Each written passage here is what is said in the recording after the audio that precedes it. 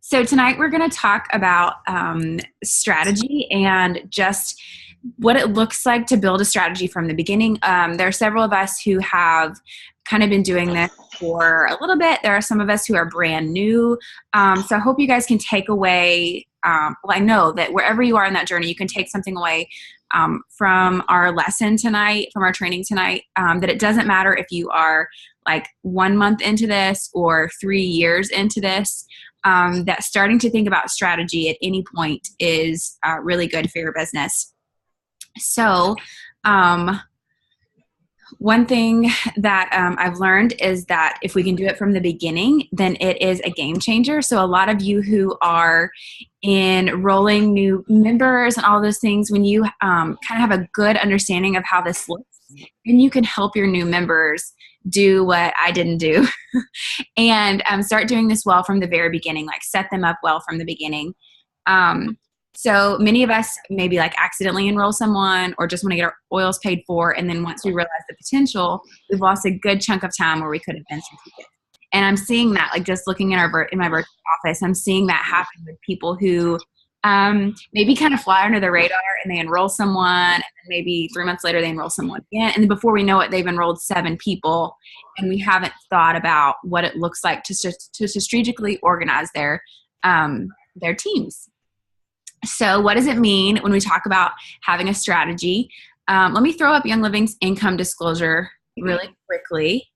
I'm going to share my screen with you guys. I'm going to share my screen with you guys, and then I am going to leave it up for a minute because I'm going to show you some graphics. If you guys want to mute your screen, that'll be really helpful. If you can kind of scroll over and mute yourself, that way my voice will be a little clearer. And then even while I'm sharing my screen, if you have a question or you want to pop in and comment, say you're like doing one of these things really well or whatever, just unmute yourself and y'all jump in. Don't feel like you have to wait for me to pause, okay? So I'm going to share my screen with you guys for a minute. Let's see if I can make this work. Yeah, okay, can you see my screen? Yes. Okay. Yes. So here is the income disclosure. Can everybody see that? Yes. See over here. Actually, I wanted to show you guys something different, but that's okay. You can see, if you think of Crown Diamond, that monthly average is which is pretty crazy. And so to hit that Crown Diamond and beyond rank, you only need 6 legs. So a leg consists of someone on your level 1, so someone that you've personally enrolled, ordering at least 100 PV on Essential Rewards. So if we just enroll everyone we know and leave them on our level 1, before long we have 25 level 1s when we only need 6 of those to qualify for ranking. Does that make sense? So you only need 6 legs to qualify to like hit the top rank in the organization. So I kind of wanted to give you guys a foundation of what that looked like from the beginning, as we talk, because as we go on through the night, I'm going to reference these 6 legs a lot. So this is where strategic placement comes into play. That's when you decide you want someone other than yourself to be the sponsor of one of your personally enrolled members. So to show you guys an example, here you can see that Kim and Jane are my personally enrolled. Jane enrolled Pat, and then I personally enrolled Sue later and decided to put Sue underneath Pat. So she's now in Jane's leg. So instead of just making her my level 1 like Kim and Jane, I decided to put her under Pat. So that's what we're talking about when we're talking about strategic placement. So why do we think that this is important? Let me show you guys another. Can make this a little bit bigger. Can everybody see this okay? So to put it simply, when we stack our members like that, it can help you and your leaders flip to higher ranks faster. And when we make higher ranks, it allows our paycheck to be bigger. So you can see as your rank grows from star to senior star to executive, that opens up commission levels on your different like level 1s, level 2s. So it opens up your opportunity to have more commissions on your organization. So if you were to just stay at Star for forever and you had 100,000 OGB, you could never access a ton of like commissions that were just hanging out here because you never ranked up. Does that make sense? Everybody? Okay. So once you hit silver, or you can see here at executive, you need 2 of those legs that we talked about at 1,000. And that's important because I'm going to reference that in just a minute. So you need 2 legs at 1,000 to hit executive. And that's our first rank that is really like a leadership rank. Pretty much when you hit executive, like we know like you're in it. And if you guys just stay in it, you're going to go all the way. So that's really exciting. And then once you hit silver, like our new Miss Kelly just did, yay Kelly, you get generational bonuses, which will significantly increase, and it sometimes doubles your paycheck. I know my paycheck doubled, which was really exciting. And then you make more bonuses when members underneath you hit silver and above. So it's in everyone's interest to help our team members rank up. And strategic placement can really help you do that. So let's take a look at an example when we are not strategic with our placement. Let me get these off the screen. Let's see. Make sure these might be a little blurry. So example number 1. So this is what I looked like. So this is like me not throwing judgment because y'all, I did this so wrong in the beginning. I had no idea. This is what a lot of you guys might look like, what some of those people that fly under the radar, and then we're like, oh, maybe they could build. And now they have 10 people underneath them. But imagine that you signed up 10 of your friends, family, coworkers, and you don't strategically place anyone. So they all go on your front line or your level 1. This is what that would look like. So you now have 10 members on your level 1 and you're making 8% off of them with no growing legs. Remember, you only need 6 legs to reach that top rank, and you already here have 10. So we're looking at like 4 of these that you don't even really need, is basically what that looks like. So then an example of strategic placement looks more like this. And some of you are probably familiar with that. So imagine that you strategically placed your friends under one another, your family under one another, and your coworkers under another. So let's just say like Reese was your mom and Kim was your coworker, and you put all of the people on your mom's family underneath Reese, and all of your other coworkers you helped build under Kim. So now you have 2 legs instead of 10. And so we're building towards those 2 legs that we need for executive. So you can see this looks a lot different, the same amount of people, but this looks different. You're much closer to that rank of executive than by having all 10 sit on your level 1. So I know what you guys are thinking. Maybe you're thinking like, but yeah, I'm having to give up bonuses, or I'm having to give up those starter kit bonuses. The neat thing is you don't do that at all. You get all of the bonuses.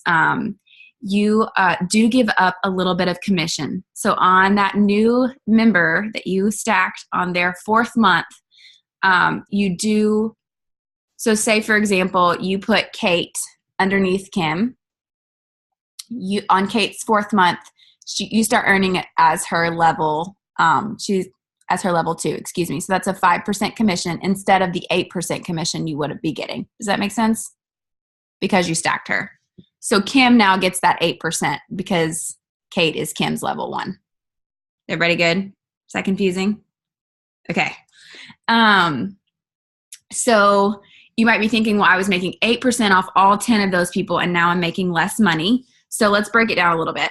To make the calculations easy, we are just going to say that like all of these people are on their 4th month or above, so you're not making any bonuses here. This is just commissions.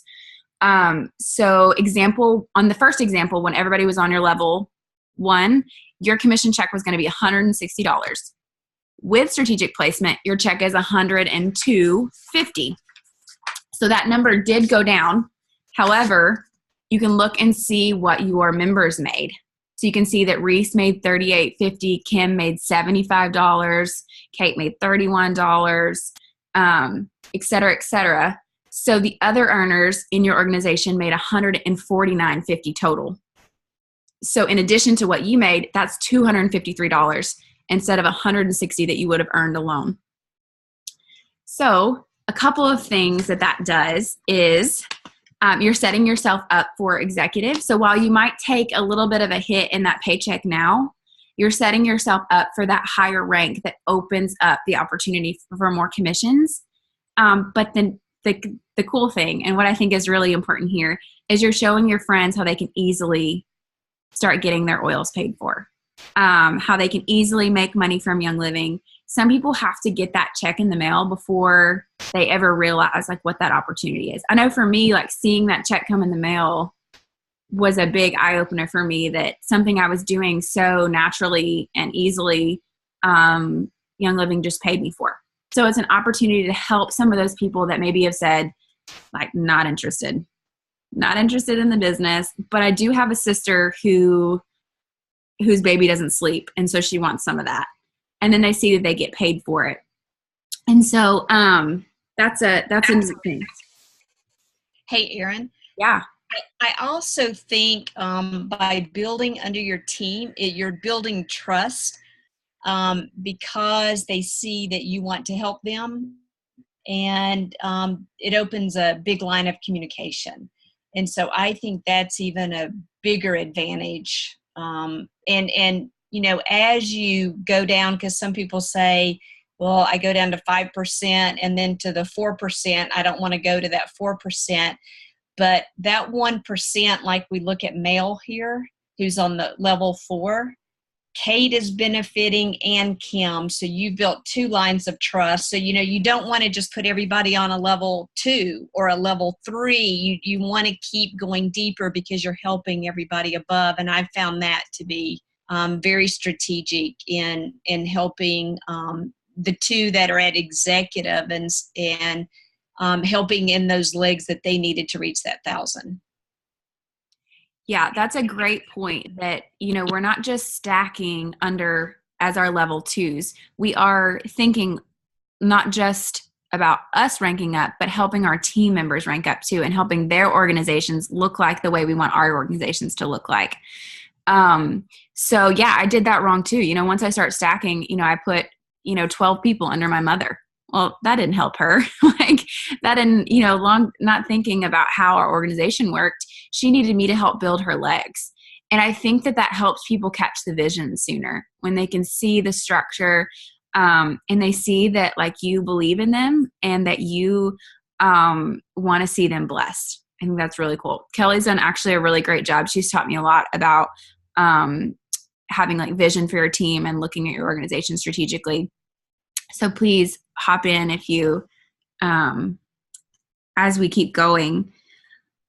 So fast forward, we talked about helping our friends. So say like fast forward to next month, Susie, where is Susie? She was on our other graphic, but she's on ER. She's loving her products. She gets a thank you check from Young Living. She's really excited now, and she says, okay, maybe I can host a class for my friends. So Amy, that makes me think kind of about your question, in having people who maybe weren't interested, or, maybe feeling like you had exhausted your friend circle, or things like that. Engaging people in this way and showing them, I have seen people say like, come back around. Okay, look, maybe I'm ready to host a class. And we all know, like, it's not about who we know. It's about the people that we know. It's about who they know. So I think that maybe could be something that could help that. So let me see. I do want to talk about a risk to strategic placement, because there are risks. We place not knowing, if somebody's gonna. I have a question real quick. Yeah.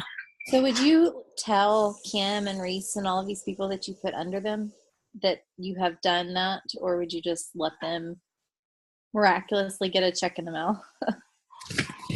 No, that's a great question. So everybody is really a case-by-case basis, like what you feel comfortable with. But I always say it's a great opportunity to have that conversation and let them know, like, hey, I am looking to like build my organization in a really smart way, and I get to like bless people with that. And so I actually ask for their permission a lot of times before. Like, is it okay if I place somebody under you? And we're going to talk about a few things that you want to look for before you decide to place someone under them, just to when you're being smart about it. So we'll look at a few of those in just a minute. But I do like to let them know, because there are some things that they want to think about. Like if you place someone under them on that person's 4th month, for them to actually get that paycheck, they need to be spending a certain PV. They need to be spending 100 PV. Does that make sense? So there are some things that they need to know as they see their organization grow. And maybe they're not interested in the beginning. You know, for me, I reached out to my mom and my mother-in-law and asked if I could build under them. I needed to start building legs. That was for us, I'm kind of skipping ahead a little bit, but my husband and I really had a vision to like give back to our families. We were both given so much as we were growing up, and we're like, what a way maybe for them to start like putting aside a little extra for retirement. So we started, we asked them like, is that okay if we start building under you? And I was like, y'all, all I need you to do is order 100 PV a month. Like, that's all I need you to do. Like, you don't have to do anything. I probably said a lot of things really wrong in the beginning, y'all, but neither one of them were interested in making this a business. And now, like I said, my mother-in-law is a silver, rocking her business. My mom is not very far behind her. So in the beginning, you might have people that you're building under, like family, trusted friends that you just really want to see blessed, but maybe haven't caught the vision yet, or maybe don't understand the opportunity yet that might down the road. But it's good to explain what you're doing and ask for permission, really, I think. Kelly, would you? Do you have anything to add? Yeah, I would. And another reason, if you look at like Sam, and you're building under Reese actually, and I found it good. You give Reese a call and you say, hey, I'd like to build under you. Looks like Josh is ordering 300 a month. Maybe it's kind of a reward to build under Josh. But then Reese tells me, I've talked to Josh. He's doing it right now, doesn't care anything about the business. But Jill's actually talked to me about sharing with 2 friends. And so I think Jill would be the better one to build under right now. And so that gives them, you're teaching them how to build strategically. So it's some leadership training under that. And then you're taking their lead. It is their team and you want to help them, but I definitely would go with their lead on it. Yeah, that's great. Does that answer your question, Beth? Yeah. Okay. So there are some risks. I pulled up this. So say that you stack underneath somebody, they agree to spend that 100 PV that you ask of them, and then they change their mind and they stop doing that. It does happen. It's not the end of the world. It's not the end of your business. It's not the end of your growth. But this is what that looks like. So say you had built under Kim. She said, yes, I'm in it. And she stops ordering. So what happens is her level ones now become your level ones. So it breaks up her organization for you. So now you have Jane and Pat are a leg and Kate, Mel, and Jess are a leg. Does that make sense, everybody? So there is a risk in that. One thing, I actually had that happen with my gold leg. And honestly, what I did was I went and for 3 months at a time, I figured up her check. And y'all, her check was much more than what she needed to be spending. And so she realized like, oh, I could get all of that for free and have a little extra in my pocket. Okay, it makes sense.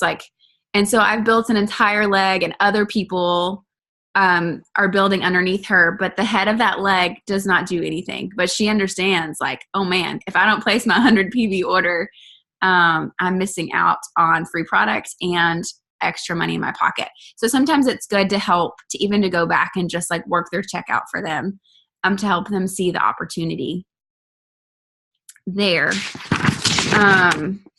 Okay. So any questions before I move on from that? That's kind of a lot. You guys good? Yeah. Still with us? Okay. So if we're thinking about just a basic strategy, we know that we need 2 legs. We want to start thinking about 2 legs to hit executive and then silver. So you need a member willing to spend 100 PV on Essential Rewards every month to be the top of that leg. So I call these people my leg leaders. And it's ideal to have your leg leaders people that you want to build a business with. So people that you really enjoy working with, your friends, maybe not your family members if you don't enjoy working with them. That could be subject. But people, I think about it now, and these are people that I am working with long term. Like, it's going to be a life thing. So people that you really enjoy working with. Let's see. So sometimes you don't get that lucky, and our first few members don't have any desire to build. In that case, ask any of your members if they would spend 100 PV on Essential Rewards every month so that you can build under them. So you get to a certain point where, like, okay, I've got 7 people here. Nobody's really interested. Don't be afraid to reach out and just let somebody know the opportunity. Let them know that you're passionate about this, that you are excited and you're taking it seriously, and that you would really love to see them blessed and see where it goes from that. One thing people talk about a lot is that need for them to spend 100 PV. And that is true. But know that as you're building to executive, so in those beginning stages, they don't have to be spending 100 PV right off if they can't do that. Because you don't need them to spend that until you get to executive, till you need them to be like an official leg. So for me, like if it was a family member or somebody like that, I would be willing to personally take that risk, knowing that whenever I got to that point that I needed them to spend the 100 PV, they were going to be making that anyways. Does that make sense? So maybe they are just spending their 50 PV right now to get their monthly order. Does that make sense? Sometimes people ask me and they're like, I can't build, I can't start here. Nobody can do 100 right from the beginning. You don't really need them to do 100 until you get to executive.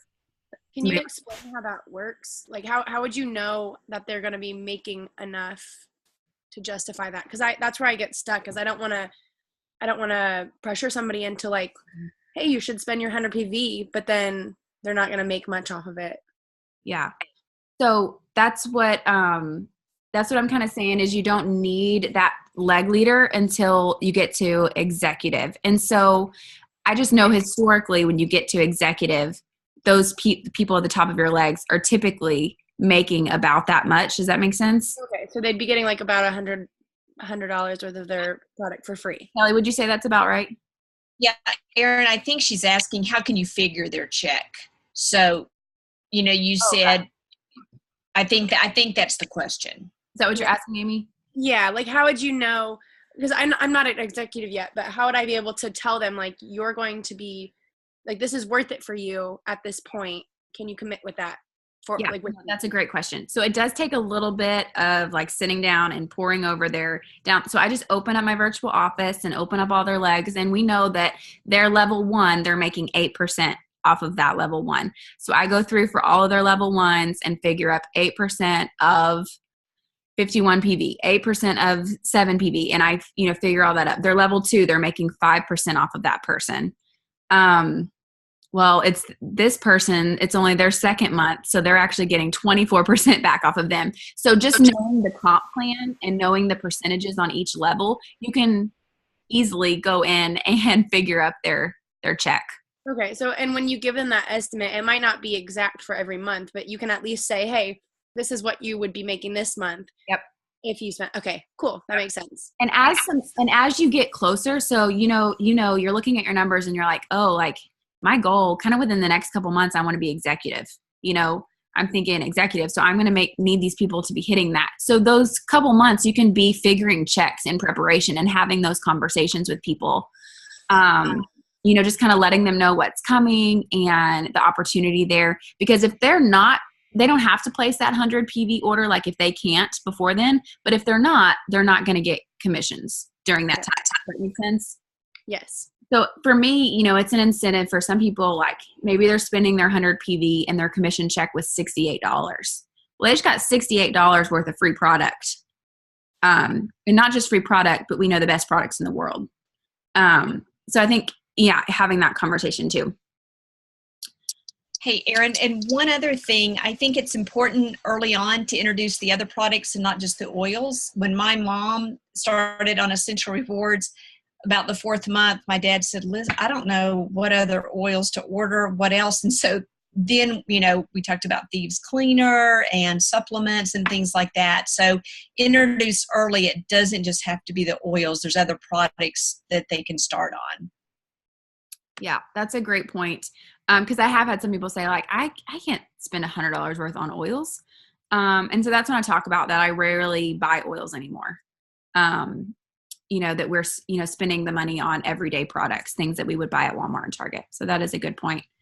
Okay, so we have 10 minutes left. So I'm going to move on to our next section about where you stack people. And I just kind of want to encourage you guys, when we're thinking of those 6 legs that we talked about in the beginning, maybe you're like, I don't know what that looks like. I don't know enough people. So I like to encourage my new people to think about, even when people are building their warm market lists in the beginning, to think about 6 different communities that you have.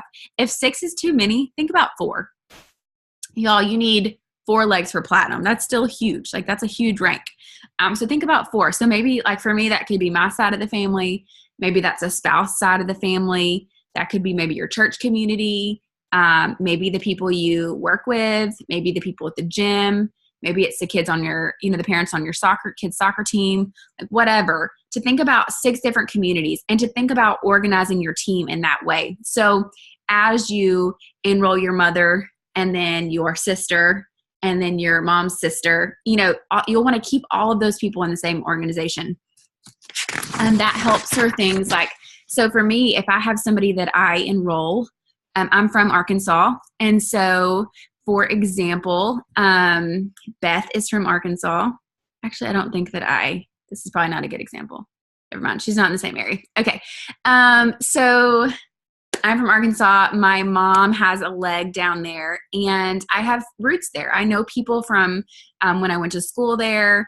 All of those things. So I have people in that area that I know that maybe they don't know. But if I enroll somebody from that area, it makes sense for me to put them in my mom's leg or under my sister that's in my mom's leg, because I know that they're teaching classes and that I can get those people educated in person. Those people can smell oils, they can touch products, they can easily drive to a class. So it's in my best interest to put them in a leg where they can get like good local support if that's an option. So that's one way to look at it. Or if somebody knows somebody in an organization. So for example, I enrolled someone here in Massachusetts who knew a girl that I met in Germany. So Jessica, a lot of you guys know Jessica Pearson. She's my friend from Germany, and I enrolled someone here that was actually in the same unit as she and her husband in Germany. And Jessica actually knew this girl better than I did. So for me, it made sense because I don't really have like a local group here yet. It made sense for me to place this person under Jessica because I knew I could link Jessica and this girl up and they would already know each other. They already had a relationship. And that I knew Jessica would take care of this person. Does that make sense as you're kind of thinking about where you're putting people? Anybody have questions? Okay, so a few things. We'll go back to Beth's question. We never want to expect someone to like stack under us, or never should we feel pressured to like place somebody. But as you've established your organization a bit, here are some things that I look for when I'm going to maybe stack someone under someone. So is this member committed to the business and actively growing? So in the beginning, like I said, you may not have any of that at all. You may have to pursue someone and choose someone. But as your organization gets bigger and you have maybe those legs established, you want to think about, is this person, have they showed an interest in the business? Are they willing to maybe teach a class? Are they on Essential Rewards? We want to make sure those people are on Essential Rewards. Are they actively engaged in some of our pages? Are they posting, asking questions, that kind of thing? And then what's their willingness to take care of members? Because we know that that's a huge part of this, is being willing to like take care of our people, to make sure that they're being educated, to love on them and encourage them. So those are things that I look for before I place somebody under a member. Kelly, did you want to add to that? No, but I think when you place them under a member, and Erin's always real good to do this because she's placed under me to get me started big time. When there comes a time, she says, do you want to take care of this one, like bloom packets and stuff, and gives me that option. So there's buy-in from me. There's not an expectation, but there's buy-in. So I do the same thing when I ask, or I can tell if I place someone under one of my executives, then I say, you know, I have a great personal relationship with this person. I see them every week. It'd be great if you introduce yourself, but I will follow up with them. So we just kind of give a little history there so they know what their part is in it. That's a great point. It looks different for each person, honestly. You know, so when I first started building under Kelly, for example, Kelly was not interested in the business. So I knew like it was my responsibility to take care of these people. Kelly was not interested in doing that. So I did not at the beginning introduce those people to Kelly. I did not tell Kelly knew that I was building under her, but I did not tell Susie, hey, I've stacked you under Kelly. Until when Kelly was decided that she was interested in pursuing this, then I started introducing some of those people to her, and so that she could connect with them and build that relationship. Now, for the example with Jessica, Jessica is already a builder. I know that she's committed to the business. I know that she's taking care of her people. So I had no problem introducing my person to Jessica. And what I said to this person was, hey, like, I am still your first line of contact. Like, you asked me whatever, but I just wanted to connect you with Jessica in case I wasn't available or if you wanted her perspective. And then also Jessica loves to like love on her team. So you might hear from her in the future through like Happy Mail or a special promotion. So that's what I did.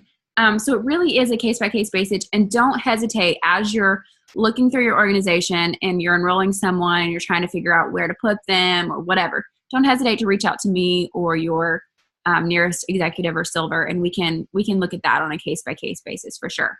So I had some more things, but I will put my notes up for you guys in this recorded version. We have just a couple minutes. Does anybody have some questions?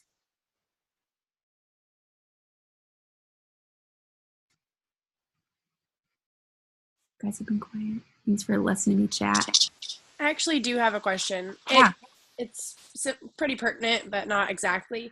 So I just wanted to check. We talked about to earn their paycheck, they have to spend the 100 PV. Mm-hmm. If I have a friend who's trying to sign somebody up, does she has to spend 50 PV in order to get those bonus checks? Correct. Okay, So, just want to make sure. yeah. Anytime you have someone, so anytime we personally enroll, then we need to spend 50 PV to get the bonuses. So the starter kit bonus, which is that $25, and then the 3 months of 24% back. Those are the two bonuses that you earn. Okay. And so, so I always say, like, someone who is brand new enrolling someone, then I want to encourage them to do that for that first 3 months. And then after that, they need to be spending the 100 PV if they want to keep getting commissions. Okay, great. Yeah. Awesome. I don't know if I have time to squeeze this in, but there are a couple ways. If you feel like your organization is crazy and really wide, you can actually move members depending on how long they've been inactive or whatever. You can pay to move them if you think that would be really beneficial. I've done that to a few people to kind of clean up my downline. So shoot me a message if that's something that you want to do. If you want to take a look at cleaning up your downline and being a little more strategic with that, we definitely can. Okay, thank you, ladies, so much. If you have questions after this, shoot me a message for sure. Thanks for sitting with me tonight. It's good to see your faces. Thank you, Erin. Bye. Thank you. Bye. Good night.